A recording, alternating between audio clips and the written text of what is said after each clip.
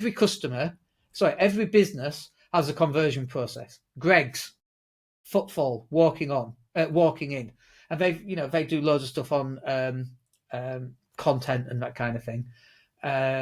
Ryanair, if you look at some of the tweets that Ryanair put out, they kind of abuse their customers to some extent. It's, people who they have a seat and there's no window. You may have seen that one.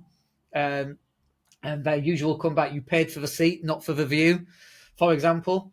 That's traffic. And people share it because they find it funny. Other people are offended by it, of course, because people are offended by everything these days. But that is traffic. That's organic traffic. Do Ryanair run Facebook ads? Probably. Do they run email marketing, which is on the outside? Absolutely. Are they driving everything to that middle conversion process? Absolutely. So in your business, what is the conversion process? What do you want the person to do? And most people don't think about that. They go, well, I sell, I don't know, I've got a GoPro on my desk. So I sell GoPros. Okay. What do you want them to do? Find out the top 10 things a GoPro can do. No.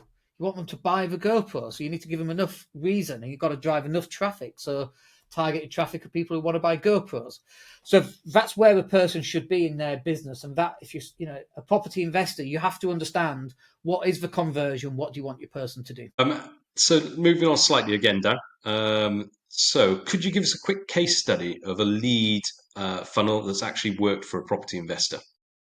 Yeah, anything so which comes to mind? Yeah, we did one. It was in Manchester, and we wrote what we call a lead magnet. A lead magnet is something that somebody just downloads for free, and it generates a lead. And the lead is name, address, email address, normally. And you can ask other questions if you want, like postcode, for example, because that could be useful. We've got another client right now who's asking for, because it's a technical sale for scientists, so they're asking for job titles, which is a great qualifier to see if the lead's any good. But for property investors, this one wanted a very specific subset of HMO owners.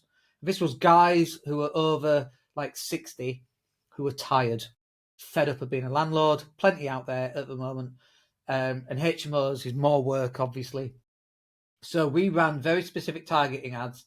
We had this lead magnet, and the lead magnet was called, "Is this the death of HMO investing?" And the answer obviously is no, just to ruin it.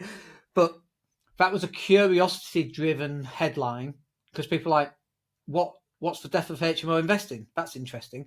But because it was targeted for guys over 55 and 60 in a very specific postcode area, that's what we ran. And so that would generate leads of guys over 55 and 60 in that specific area. They'd fill in the form, and the guy would go and phone them.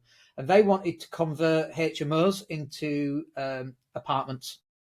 Because usually HMOs are really big, and especially in Article 4 areas, by the way. So you can't do a HMO in an Article 4 area, usually. You need permission to do that, and they never give it. But what you can do is you can get, if it's on 3 floors, each floor could be an apartment. So it might need, you might need to build some stairs in there and so on. But they can't sell these bigger buildings to HMO investors because you can't get the Article 4 license.